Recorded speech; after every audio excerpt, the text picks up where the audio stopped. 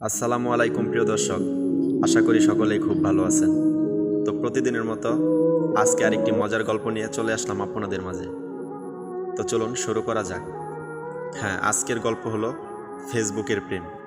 তো চলুন শুরু করা যাক। কি করছো জানো? তোমার কথা ভাবছি। ও তাই? তা কি ভাবছ?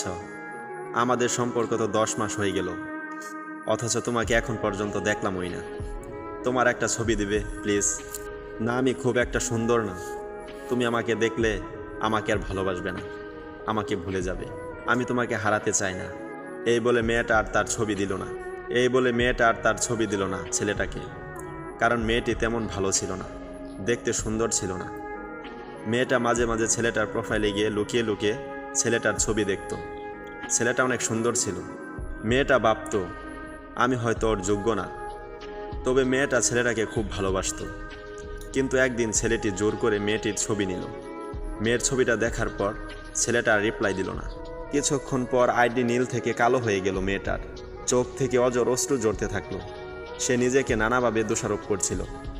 সে ভাবল ছেলেটাকে সে সারা জীবনের মতো হারিয়ে ফেলছে, আর কখনো ফিরে পাবে না ছেলেটাকে।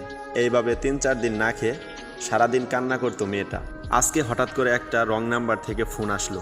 ফোন রিসিভ করে সেই চেনা কণ্ঠে, এই পাগলি মেয়ে, তুমি না সারপ্রাইজ পছন্দ করো? আমি তোমার জন্য এয়ারপোর্টের পাশে অপেক্ষা করছি। মেয়েটা কিছু না বলে ফোন কেটে দিয়ে ছুটে চলে গেল ছেলেটার কাছে, আর তাকে জড়িয়ে খুব কাঁদতে থাকলো। তবে এটা ছিল খুশির কান্না। আসলে ভালোবাসা কখনো চেহারা দেখে হয় না, দুটি মনের মিলনেই হয়।